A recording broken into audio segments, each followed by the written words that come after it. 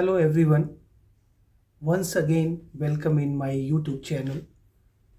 आज के वीडियो में हम नेचुरल स्कूल के सेकंड पार्ट को और आखिरी पार्ट को देखेंगे।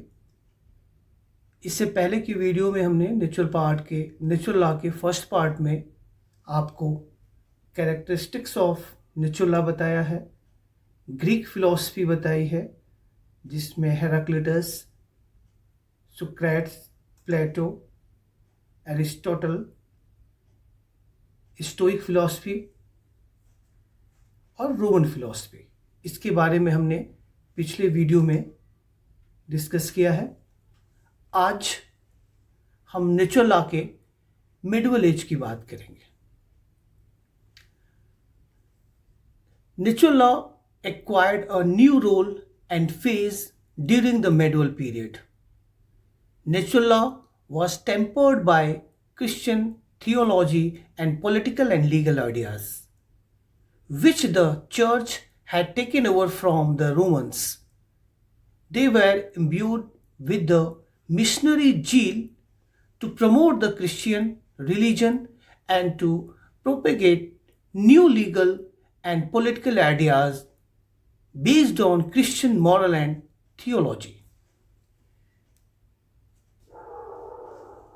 प्राकृतिक विधि का जो मध्यकाल रहा है वो एक नए रूप में सामने दिखता है। इस युग में प्राकृतिक विधि के इस फेज में क्रिश्चियनिटी की छाप हमको दिखती है। ईसाई धर्म को बढ़ावा देने के लिए मिशनरी ने ईसाई नैतिकता और धर्मशास्त्र के आधार पर विधि की व्याख्या करना शुरू किया। ईसाई पादरियों ने प्राकृतिक विधि पर धार्मिक आधारों से अपने विचार व्यक्त करने शुरू किए। जो इनका मूल आधार वही था कि वो प्राकृतिक विधि को ईश्वर की ही देन मानते थे और नागरिक विधि पर ईश्वर विधि की श्रेष्ठता स्वीकार करते थे। चर्च की महत्ता को इस युग में स्वीकार किया गया क्योंकि ईसाई पादरी ये मानते थे कि ईश्वर की जो विधि है वो उसका इंटरप्रिटेशन का राइट वो उनके पास है। उसका निर्वचन, ईश्वरीय विधि का निर्वचन केवल वही कर सकते हैं। तो जो कि आम नागरिकों को समझाने का दायित्व वो अपने ऊपर लेते थे कि ईश्वरीय विधि क्या कहती है या ईश्वर क्या कहता है, नागरिकों के लिए कैसी विधियां होनी चाहिए, उसका इंटरप्रिटेशन का अधिकार वो अपने पास रखते थे। और उसी के आधार पर क्रिश्चियनिटी की जो छाप है या चर्च की जो महत्वता है इस मिडिवल युग में देखने को मिलती है।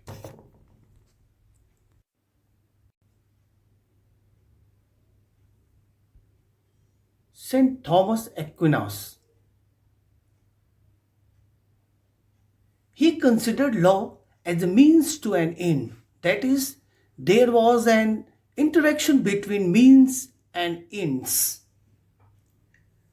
थॉमस एक्विनास ने विधि को एक साधन या एक मीडियम के रूप में बोला कि जो चीज अचीव करनी है हमको उस साध्य के लिए विधि एक साधन के रूप में इस्तेमाल की जाती है। जैसे अगर हम बात करें कि हर विधि का उद्देश्य होता है जस्टिस को प्राप्त कराना या न्याय को दिलाना, तो विधि एक माध्यम है, विधि एक मीडियम है, इसलिए उन्होंने विधि को साध्य को प्राप्त करने का एक साधन माना। इसीलिए उन्होंने साधन और साध्य के बीच में एक अंतर संबंध की बात की कि इनके बीच में एक आपका इंटरकनेक्शन है between means and ends. Aquinas emphasized that man's intellect and free will are the closest image of God in the material universe. Aquinas ने इस बात पर जोर दिया कि जहां तक भौतिकवादिता की बात है या हम इस भौतिक संसार की बात करें तो मनुष्य का जो विवेक है और जो इसकी स्वतंत्र इच्छा है वो ईश्वर के सबसे उसको निकट माना या उसकी एक परछाई के रूप में माना, या ये कहा कि हम कैसे कोई ईश्वर आपको आदेशित कर रहा है, इस चीज को अगर आपको देखना है तो हम उस ईश्वर के जो मानवीय भावनाएं हैं, जो मानव क्या सोचता है, उसके आधार पर हम इसको व्यक्त कर सकते हैं कि मानव की इच्छा क्या है, उसकी फ्री विल क्या है, वो किस प्रकार से अपने विवेक के अनुसार व्यक्त कर रहा है। तो जो वो व्यक्त करेगा ये वो माना जाएगा कि वो ईश्वर ने उसको इस रूप में व्यक्त करने के लिए इस प्रकार की अपेक्षाएं उससे की हैं। Saint Aquinas distinguished between the eternal law, the natural law and the human law. Saint Aquinas ने इटर्नल लॉ, नेचुरल लॉ और ह्यूमन लॉ के बीच में कुछ अंतर बताया कि ये तीनों जो लॉज हैं उसमें कुछ बेसिक डिफरेंसेस हैं। उस बेसिक डिफरेंसेस को समझने के लिए एक एक को हम लेके चलते हैं। First one is the eternal law, Latin में लेक्स एटर्ना। लेक्स मीन्स होता है लॉ। द इटर्नल लॉ को जो थॉमस ने एक्विनास ने जो डिफाइन किया कि है क्या वो, the divine reason and wisdom directing all movements and action in the universe. शाश्वत विधि या इटर्नल लॉ है क्या? उन्होंने कहा कि ये देखिए, ये एक ईश्वर का विवेक है। जो कोई भी कार्य आप करते हैं उसके लिए वो गाइडेंस जारी करता है, उसके लिए वो निर्देशित करता है कि आपको इस प्रकार का कार्य करना है। तो मतलब ये एक ईश्वर का विवेक हुआ। ये मानव के विवेक की बात नहीं हो रही है। ईश्वर क्या सोच रहा है, ईश्वर की क्या अनुभूति है, उसके अनुसार जिन कार्यों को करने के लिए वो कहता है। तो इसीलिए आपको कहा गया कि कोई भी मूवमेंट्स, कोई भी एक्शन यूनिवर्स में होते हैं उसमें कहीं ना कहीं डिवाइन रीजन होता है, वो ईश्वरीय विवेक होता है। उसके अनुसार चीजें आपकी कोई कार्य कारित किया जाता है पूरे विश्व में। तो ईश्वरीय विवेक विश्व के लिए उन्होंने कहा कि ये एक योजना है, ये ईश्वर की एक योजना है, एक प्लान है जिसके अनुसार वह काम करा रहा है। The eternal law. Next the natural law, lex naturalis. इसको उन्होंने डिफाइन किया कि a participation of eternal law in a rational creature, that is, it is voice of reason in us which makes it possible for us to distinguish between morally good and bad action. अब natural law या प्राकृतिक विधि क्या है? तो इसको उन्होंने कहा कि देखिए, एक विवेकशील प्राणियों में शाश्वत जो विधि की जो सहभागिता है, कैसे हम इटर्नल लॉ को कैसे इंप्लीमेंट करें, या सॉरी, बल्कि आप ऐसे कह सकते हैं कि जो रेशनल पर्सन है, जो हम विवेकशील है, हम एक बुद्धिजीवी प्राणी हैं, हम सोचने समझने की क्षमता है हमारे अंदर। तो हम कैसे उस शाश्वत विधि को, कैसे हम इंटरनल लॉ को, आपको हम सहभागी बना सकते हैं अपने जीवन में, इसके लिए उन्होंने नेचुरल लॉ के कुछ रूल्स बताए आपको, ये चीजों को आपको फॉलो करना होगा। तो जो हमारे लिए, उन्होंने कहा कि जो हमारे लिए जो एक विवेक की आवाज है कि हम क्या सोचते हैं, हर पर्सन, क्योंकि हम एक विवेकशील प्राणी हैं, जो हम सोच रहे हैं, जो हमारे लिए नैतिक रूप से क्या अच्छा है और क्या बुरा है, इस चीज की जब हम समझ डेवलप कर लेते हैं, हम संभव बना देते हैं इस चीज को, इसको उन्होंने कहा ये नेचुरल लॉ है। A participation of internal law in a rational creature. जो इटर्नल लॉ है उसको हम कैसे रेशनली अपने जीवन में उसको ला सकते हैं। तो उसको उन्होंने कहा कि इसको कैसे पहचान करेंगे आप? हम, ये मेरे अंदर का जो विवेक है, हमें उस विवेक के अनुसार जो नैतिक रूप से सही है या नैतिक रूप से जो गलत है, उन चीजों के बीच में हम अगर डिफरेंस कर लेते हैं, वही आपके नेचुरल लॉ के रूप में उन्होंने उसकी संज्ञा दी। Third one, the human law, lex humana. It embodied the primary precepts of natural law, that is, to live honorably, to injure no one, to give every man his due. Third, जो उन्होंने मानव निर्मित विधि की बात की, human law की बात की, lakes ह्यूमेना या ह्यूमनली लॉ की जो बात की, इन्होंने कहा कि इसमें प्राकृतिक विधि के जो प्राथमिक नियम थे उसको कहा उन्होंने सम्मिलित किया जाना चाहिए। जो नेचुरल लॉ के जो प्राइमरी रूल्स कुछ बनाए गए हैं, जो प्राइमरी प्रिसेप्ट्स हैं, उन नियमों को उन्होंने शामिल करने की बात की। वो नियम क्या है, जिसे आप ये कह सकते हैं जो ये आपके यूनिवर्सल ट्रुथ वाली चीजें हैं आपकी, वो सारी चीजें आप इसको हम उसमें सम्मिलित कर सकते हैं। जैसे सम्मान से जीने की बात होती है, किसी को दुख न देना, किसी को चोट न पहुंचाना, हर आदमी के हमें उसके हक को प्रदान करना, सभी की रिस्पेक्ट करना, ये सब सारी चीजें उन्होंने कही कि उसको ह्यूमन लॉ के रूप में हमें एक्सेप्ट करना चाहिए। The human law is really an implementation of natural law and has to vary with changing circumstances and conditions of social life. देखिए ह्यूमन लॉ क्या है? Human law is really an implementation of natural law, कि कैसे हम उस प्राकृतिक विधि या natural law को हम लागू कर सकते हैं, कैसे इन्फोर्स कर सकते हैं। दरअसल वही आपका नेचुरल ह्यूमन लॉ है। अब कैसे इन्फोर्स करेंगे, तो इसीलिए उसमें कहा गया कि जो नेचुरल लॉ के जो प्राइमरी प्रिसेप्ट्स हैं, जो प्राथमिक नियम है जो प्राकृतिक विधि के, उनको शामिल कर लेना, वो आपके ह्यूमन लॉ के रूप में चीजें आपकी हैं। और ये आपको कहा गया कि ये फ्लेक्सिबल होता है, जो नेचुरल ह्यूमन लॉ है जो वो फ्लेक्सिबल होता है, क्योंकि इटर्नल लॉ जो था आपका वो डिवाइन रीजन है, जहां तक किसी भी ह्यूमन लॉ की पहुंच नहीं है, जहां तक कोई भी मानवीय विवेक नहीं पहुंच सकता है। नेचुरल लॉ उसी के इटर्नल लॉ के को कैसे हम कैसे सहभागिता लेकर के आए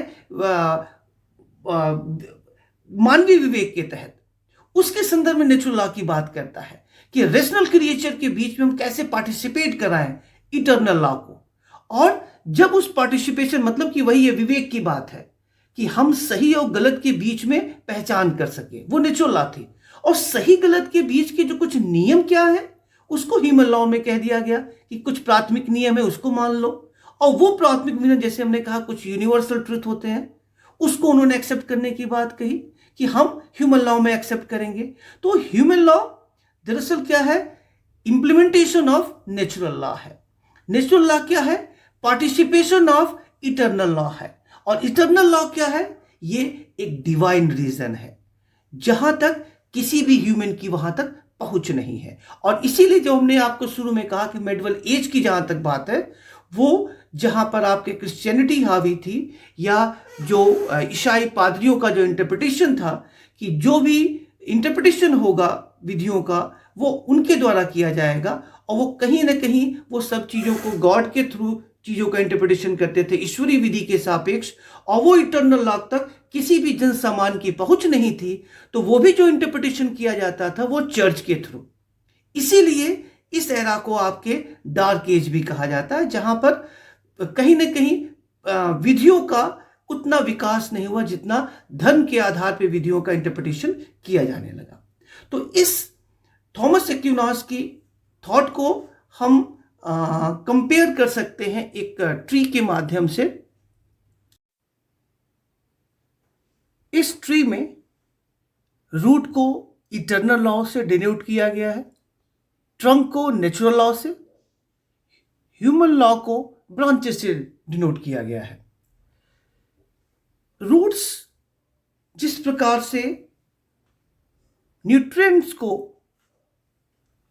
ट्रंक के थ्रू ब्रांचेस में लेकर के जाता है, उसी तरह से आपके इटर्नल लॉ के जो भी लॉ के इंग्रेडिएंट्स हैं वो नेचुरल लॉ के थ्रू ह्यूमन लॉ में आते हैं। नेचुरल लॉ एक मीडियम का काम करता है जो इटर्नल लॉ के सोर्सेस को वो ह्यूमन लॉ तक पहुंचाने का काम करता है। क्योंकि जैसे हम लोगों ने देखा था, इटर्नल लॉ एक डिवाइन रीजन है, natural law participation of eternal law है, और human law implementation of natural law है। तो ये एक सीक्वेंस है, रूट्स, ट्रंक एंड ब्रांचेस। उसी तरह से इटर्नल लॉ, नेचुरल लॉ और ह्यूमन लॉ का सॉरी, अगर ये सीक्वेंस रहता है, ब्रांचेस में आपके तब कहे गए कि वो एक फेवरेबल क्लाइमेट रहे, एक गुड सॉइल रहे, तो हमको एक अच्छे फ्रूट्स और फ्लावर्स मिल सकते हैं। तो यहाँ पर सॉइल से है कि अगर जो इंटरप्रिटेटर है इटर्नल लॉ के थ्रू, जो आपको बताया गया, जो इंटरप्रिटेटर है लॉ का, वो अच्छे से इंटरप्रिटेट करे विधियों को, और वो क्लाइमेट जहाँ पर वो विधियाँ आपकी लागू हो रही हैं वो फेवरेबल हो, तो जो फ्रूट्स और फ्लावर्स हैं वो आपके आएंगे। यहाँ पर फ्रूट से तात्पर्य आपको ये रखा गया है कि जो पीस, ऑर्डर, वर्च्यू, हैप्पीनेस है वो सोसाइटी में आपके वहाँ पर बना रहेगा। और फ्लावर से डिनोट किया गया है जस्टिस एंड इक्विटी, वो जस्टिस इक्विटी आएगी, और वही जस्टिस इक्विटी आपकी बाद में पीस, ऑर्डर और वर्च्यू एंड हैप्पीनेस में आएगी। और इन लास्ट ये हम कह सकते हैं आपका कि जो जस्टिस का फ्रूट है, जो जैसे आपने कहा indeed peace is the fruit of justice, तो जो न्याय का फल है वो अंत में हमको किस रूप में दिखता है? वो एक शांति के रूप में दिखता है कि हर जो भी न्याय, जो भी विधियां आपकी बनती हैं वो अंत में एक न्याय की प्राप्ति के लिए ही बनते हैं। जैसे हमने शुरू में ही थॉमस एक्विनास की जो लाइन थी उसमें यही आपके था कि he considered law as a means to an end. तो वो जो एंड है, वो जो जस्टिस है, उसको प्राप्त करने के लिए आपको कहा गया कि जो पूरी विधियां जो काम करती हैं तो वो शांति के लिए, तो वो एक फ्रूट्स के रूप में, जस्टिस के फ्रूट के रूप में शांति वहां पर मिलती है। Natural law of modern age. The church was the centre of education, science and law in the Middle Age. New natural law was developed in the modern era because of, जैसा हम लोगों ने अभी देखा मिडिल एज में church का प्रभाव था, और वो चर्च का प्रभाव विधि, विज्ञान और शिक्षा के क्षेत्र पे बना हुआ था। तो जब ये नया एरा आया, उस नए एरे में नए रूप में हमको प्राकृतिक विधि देखने को मिली, और इस नए रूप में प्राकृतिक विधि आने के कुछ कारण, कुछ प्रमुख कारण थे, जिनमें से कुछ हैं। पहले हम कह सकते हैं the divorce of law from theology. देखिए, इस मेडुअल एज में, जिसे हम डार्क एज भी कहते हैं, उसमें धर्मशास्त्र का विधि से बहुत ही घनिष्ठ रिश्ता हो गया था, जहां पर हम कह सकते हैं कि धर्म के आधार पे ही विधि को परिभाषित किया जा रहा था या विधि को देखा जा रहा था।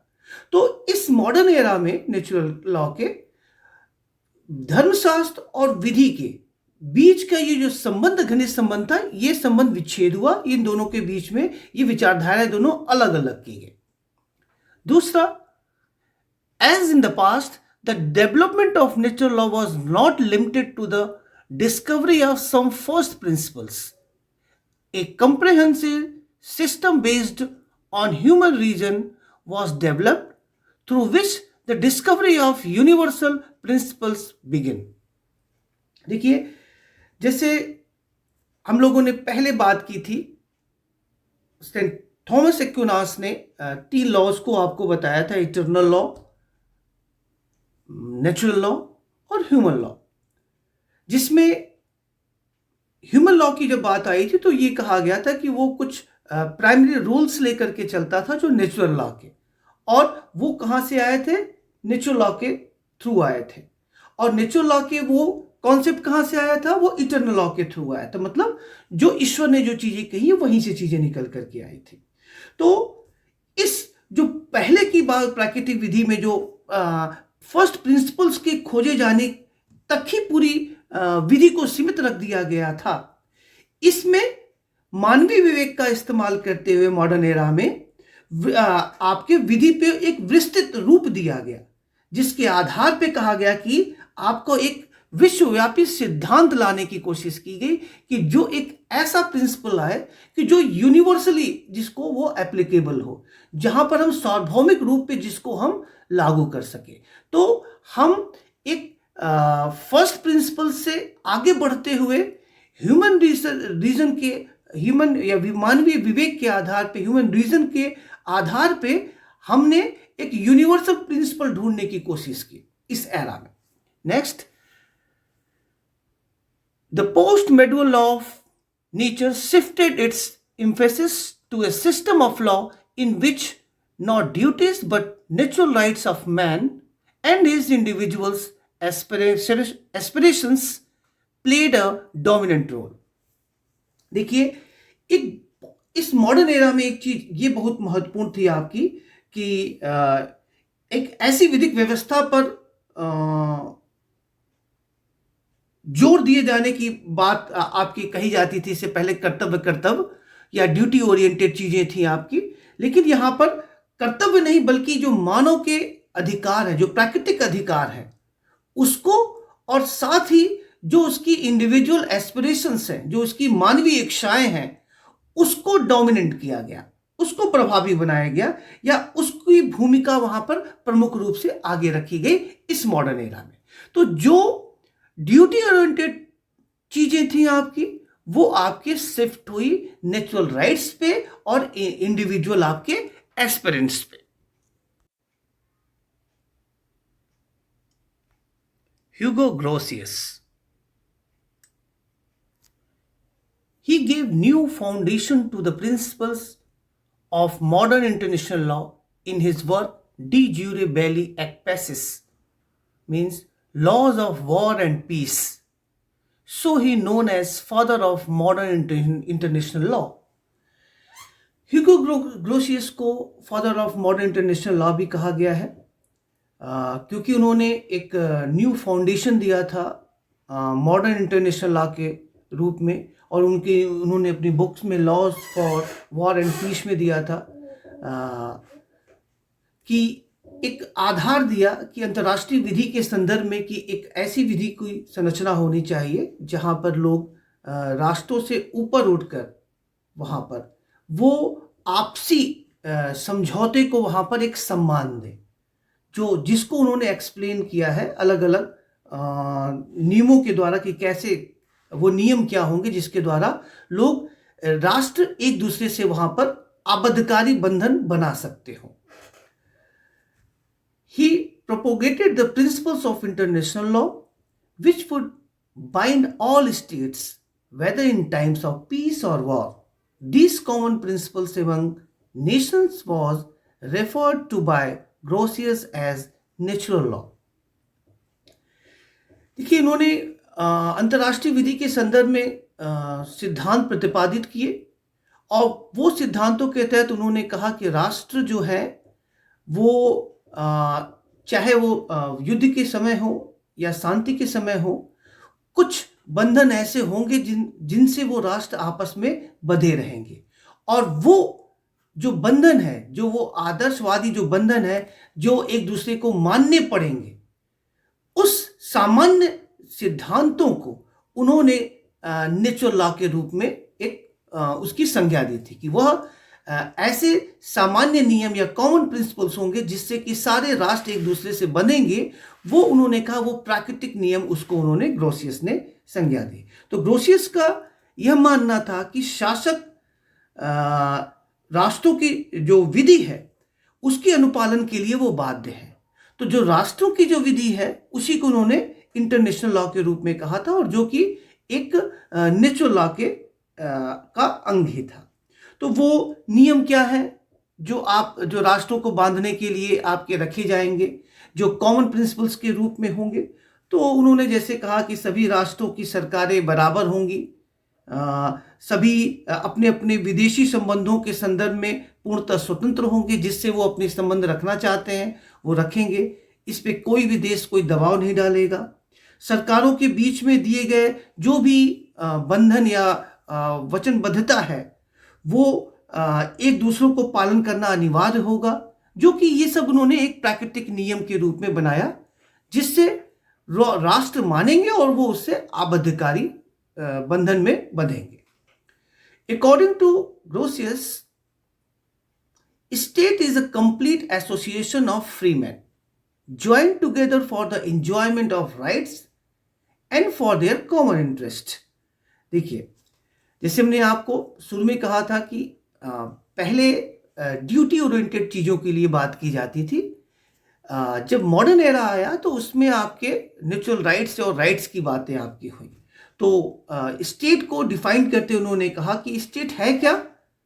इन शॉर्ट में हम कह सकते हैं कि ये स्वतंत्र लोगों का एक पूर्ण संघ है जो अपने अधिकारों एवं सामान्य हितों के लिए एक साथ जुड़े हुए हैं। तो मतलब वो अपने अधिकारों की सुरक्षा करने के लिए, अपने सामान्य हितों की सुरक्षा करने के लिए वो एक फ्री लोग हैं, एक स्वतंत्र लोग हैं जो मिल करके एक संघ का निर्माण करें। उसको उन्होंने राष्ट्र की संज्ञा दी थी। Giving secular and rational basis of the natural law, it is human nature that he wants to live peacefully by being organized with other equal people with his intelligence which is the nature of human। उन्होंने ग्रोसियस ने कहा कि प्राकृतिक विधि को उन्होंने पहले तो जो इससे पहले हमने मेडुअल एरा की बात की थी उसमें आपके कहीं ना कहीं रिलीजन बेस्ड लॉ की बात की जा रही थी, उसको डिफाइन किया जा रहा था। तो उन्होंने यहाँ पर सेकुलर और रेशनल आधार दिया आपको नेचुरल लॉ को, और इसके आधार पर उन्होंने कहा कि यह मानवीय प्रकृति है कि वह अपनी बुद्धिमानी के साथ समान लोगों के साथ एक संगठित रूप में रहना चाहता है, शांतिपूर्ण तरीके से रहना चाहता है।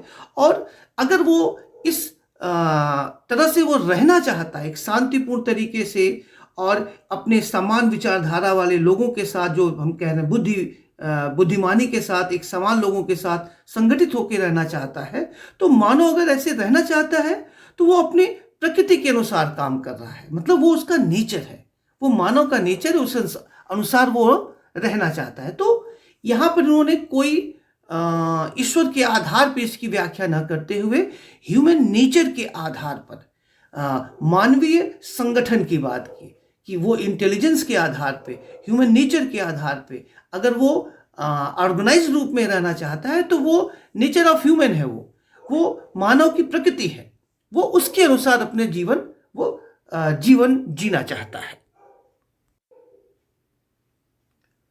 थॉमस हॉब्स,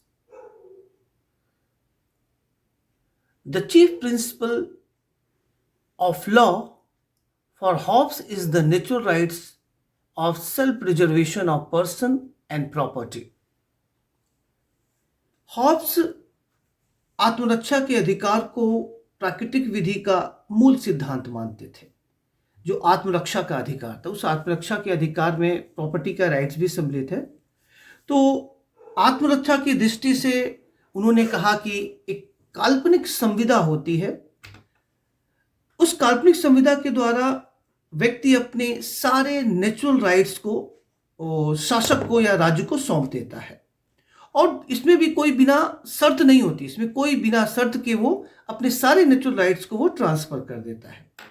तो इसके बदले शासक भी कुछ कर्तव्यों के पालन करने का अपना वचन देता है, और वह भी ये कहता है कि हम कोई आपके ऊपर सैंक्शन नहीं लगाएंगे, कोई शास्ति नहीं लगाएंगे।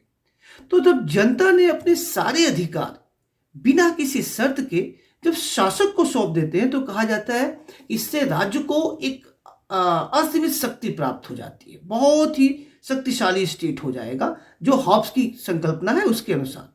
और जनता किसी भी स्थिति में राज्य का फिर विरोध नहीं कर सकती है, क्योंकि उसने सारे राइट्स अपने ट्रांसफर कर दिए हैं स्टेट को। तो ऐसी कंडीशन में कहा गया कि ये केवल अपने आत्म सुरक्षा करने के लिए व्यक्ति अपने इस नेचुरल राइट्स को वहां पर ट्रांसफर करता है। ऐसा ये हॉब्स की विचारधारा थी। ही बिलीव दैट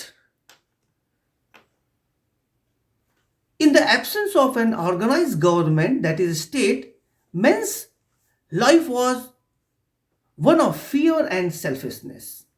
उन्होंने कहा कि देखिए अगर स्टेट की संकल्पना न हो, मतलब एक ऑर्गेनाइज्ड गवर्नमेंट न हो, तो मानव का जीवन बहुत ही भय और सेल्फिशनेस होगा। एक दूसरे से लोग अपने हितों के बारे में लोग केवल सोचेंगे। तो स्टेट क्या करता है, स्टेट इन चीजों को, उस फियर को, उस सेल्फिशनेस को हटाता है। ये स्टेट का मतलब स्टेट की रोल की या स्टेट की भूमिका उन्होंने अहम मानी थी। हाँ, इस जो मानवीय जीवन को नियंत्रित करने के लिए। Law derived its authority from politically organized society, but it did not ignore ethics. उन्होंने कहा कि जो भी विधियां हैं अपना जो प्राधिकार है वो पॉलिटिकली ऑर्गेनाइज सोसाइटी से ही प्राप्त करती हैं,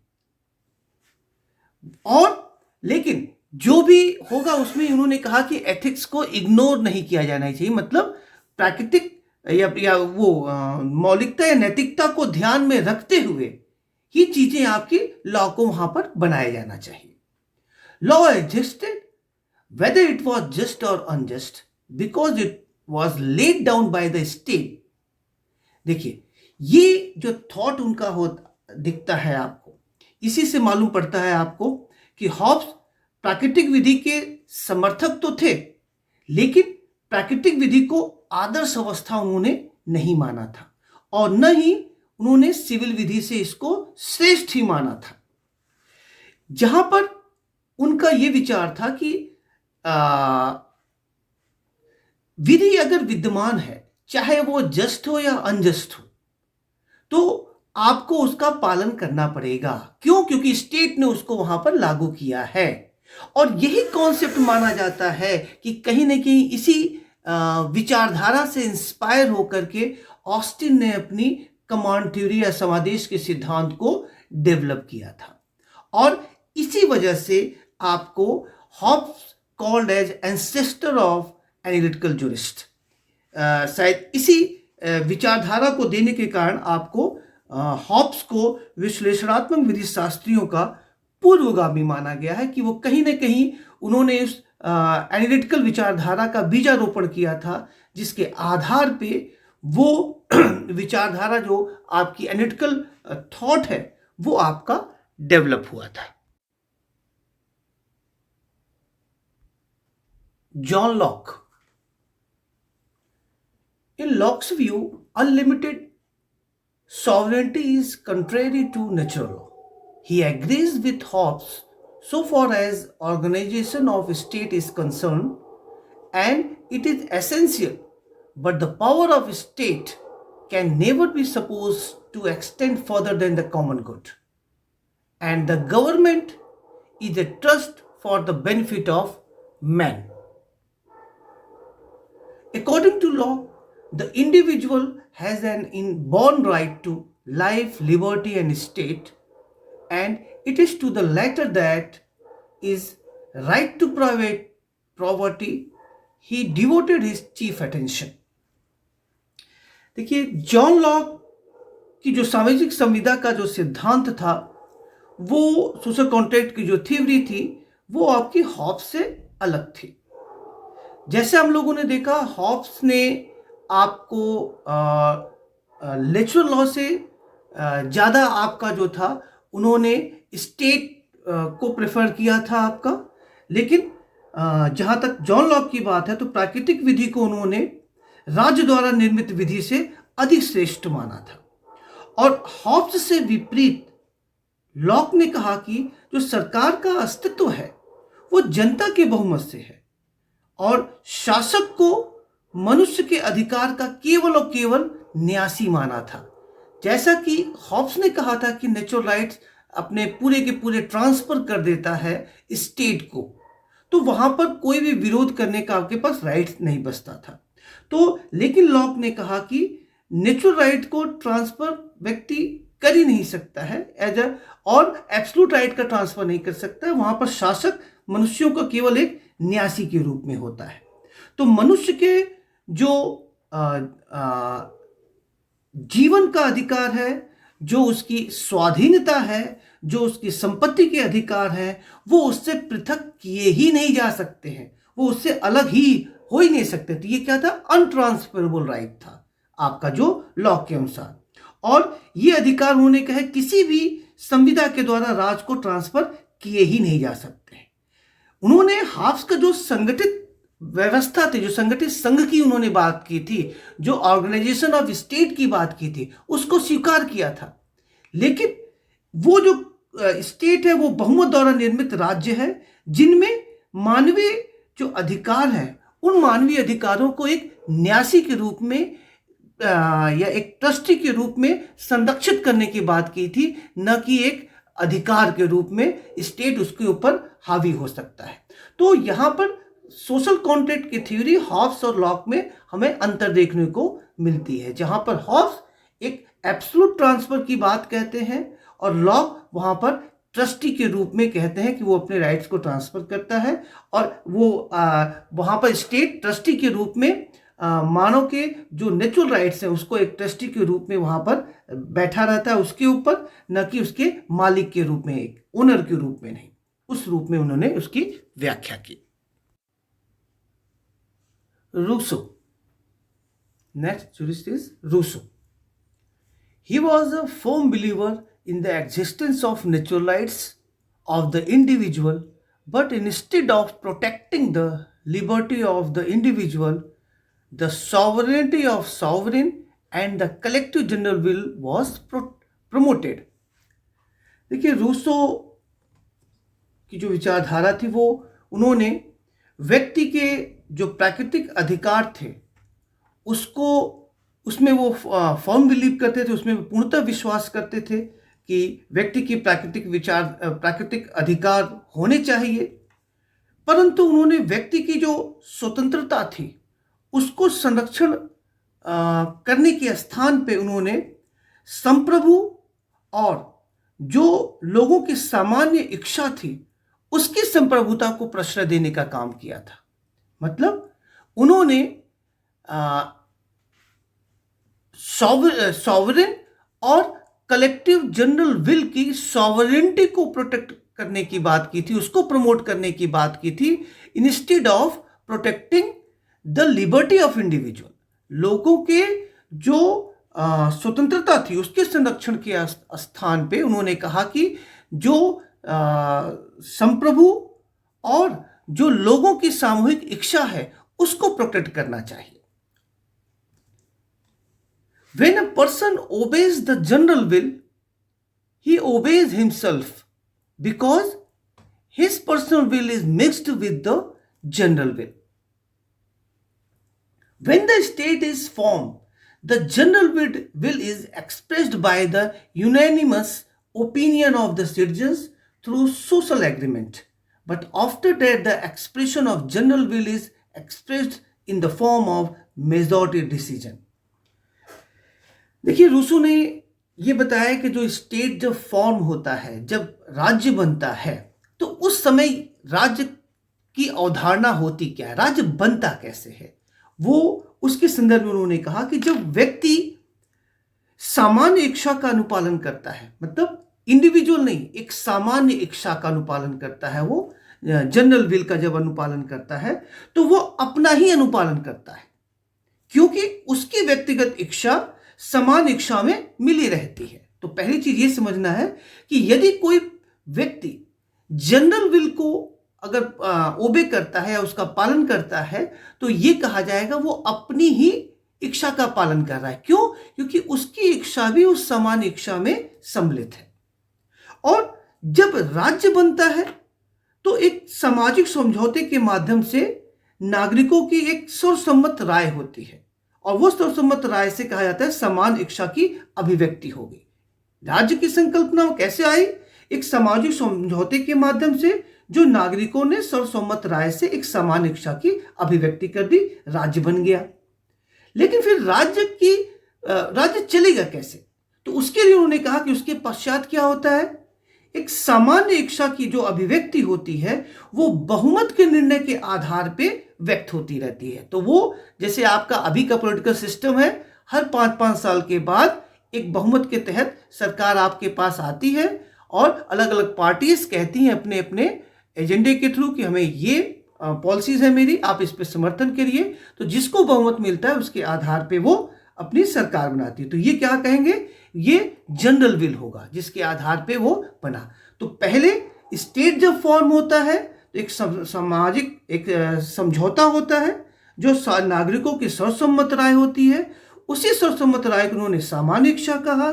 लेकिन जब राज्य बन जाता है उसके पश्चात वही सामान्य इच्छा जो होती है वो बहुमत के निर्णय के आधार पे व्यक्त होती है। Immanuel Kant.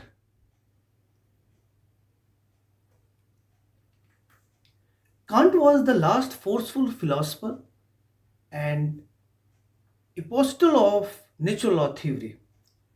कांट को प्राकृतिक विचारधारा का प्रबल प्रचारक या प्रबल समर्थक एक आखिरी माना जाता है, क्योंकि इसके बाद प्राकृतिक विचारधारा का पतन हुआ था, डिक्लाइन ऑफ नेचुरलिस्ट लॉ आया था, और इसीलिए ये इस दौर के आखिरी प्रबल समर्थक माने जाते हैं आपके इमैनुअल कांट। इन्होंने लॉ को डिफाइन किया। Law defined as the totality of conditions under which the arbitrary will of one can coexist with the arbitrary will of another according to a general law of freedom. उन्होंने विधि को परिभाषित करते हुए कहा कि स्वतंत्रता की सामान्य विधि के तहत विभिन्न दशाओं को ध्यान में रखते हुए एक व्यक्ति की स्वेच्छाचारी इच्छा दूसरे की निरंकुश इच्छा के साथ रह सकती हो, वैसी कंडीशन को हम लॉ कहते हैं।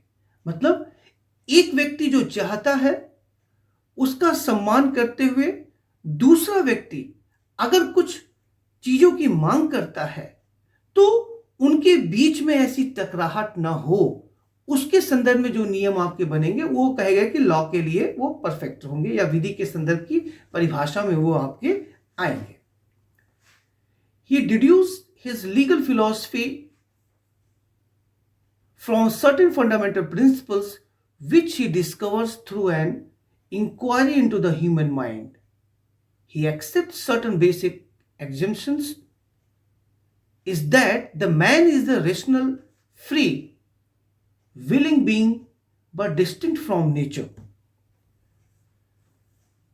उनकी लीगल फिलॉसफी या जो विधिक दर्शन था, वो अपने विधिक दर्शन में कुछ मूलभूत सिद्धांतों को से उन्होंने कुछ मूलभूत सिद्धांतों के आधार पर अपने विधिक दर्शन को दिया था, जिसके लिए उन्होंने मानवीय मस्तिष्क की एक जांच की थी या उसका अध्ययन किया था, और उस मानवीय मस्तिष्क में से उन्होंने कुछ बेसिक मान्यताओं को स्वीकार किया, और उन मान्यताओं में उन्होंने कहा कि मानव एक तर्क संगत है।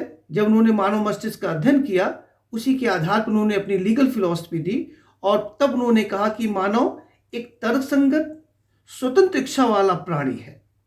ये इनकी लीगल फिलॉसफी का मर्म था, एसेंस था। और उन्होंने कहा कि प्रकृति में, नेचर में सभी अलग अलग होते हैं। मानव की जो प्रकृति है उसके आधार से हम कहेंगे तो वो सब है। इसीलिए उन्होंने कहा था कि डिस्टिंक्ट फ्रॉम नेचर, वो अलग अलग प्रकृति के होते हैं जहां तक ह्यूमन की बात है। Act in such a way that the maximum of your action can make the maximum of an universal law general application. This ethical postulate is his famous categorical imperative. Moral law formulated by Kant in the form of categorical imperative. Can't की जो philosophy रही है categorical imperative बड़ी famous रही है। तो can't के अनुसार नैतिक स्वतंत्रता का तात्पर्य जो है वो मानव स्वायत्तता और आत्मनिर्णय से है। जब हम कहते हैं कि नैतिक स्वतंत्रता है क्या, तो उन्होंने कहा जो मानवीय स्वायत्तता होती है या जो मानवीय आत्मनियंत्रण होता है, वही उन्होंने कहा ये नैतिक स्वतंत्रता है। और सभी के हृदय में स्थापित जो नैतिक विधि के अनुपालन के लिए व्यक्ति स्वतंत्र होता है। सभी व्यक्ति के अंदर हृदय में आपके कुछ नैतिक विधियां होती हैं, और उस नैतिक विधियों का अनुपालन करने के लिए वो व्यक्ति स्वतंत्र है, उसको वो अनुपालन करे या ना करे।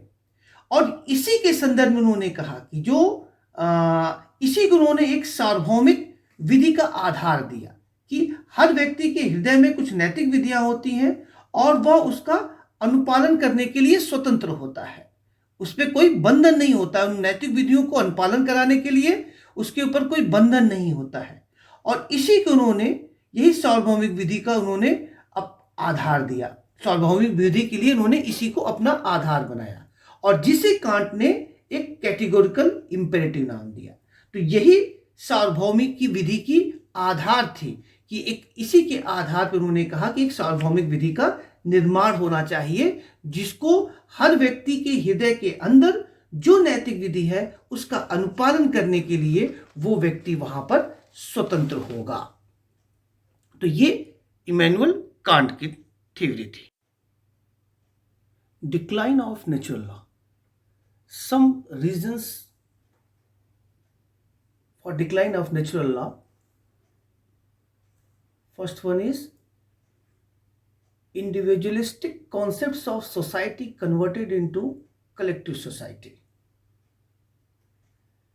Second, the 19th century complex problems needed practical and realistic approach which natural law theories could not resolve. Hence, legal theory adopted scientific direction and positivist approach culminated in analytical and historical approaches which had full sway and sweep in society. Next one, after the rise of sovereign states, due to the lack of ambiguity in the concept of higher law, there was a need for conscious lawmaking, which led to the emergence of analytical thought. In response to the search for universality in natural law, the national nature of law came to be emphasized. देखिए, natural law के पतन के कुछ प्रमुख कारण थे, जिसमें आपसे कहा गया कि नेचुरल लॉ व्यक्तिवादी सोच को लेकर के आगे चलता था, व्यक्ति को केंद्र बना करके उसने विधि की व्याख्या की थी। इसीलिए हम लोगों ने कहा था कि उसने इंटरनेशनल लॉ की जहाँ तक बात हुई थी, तो वो धीरे धीरे समाज एक संगठित समाज में परिवर्तित होने लगा, व्यक्ति एक संगठित समाज में परिवर्तित होने लगा, एक राज्य की अवधारणा आ गई। तो वहाँ पर एक डिक्लाइन का एक बहुत बड़ा कारण था कि व्यक्ति की सोच से जहाँ पर समाज की संगठित समाज की सोच में परिवर्तन आया।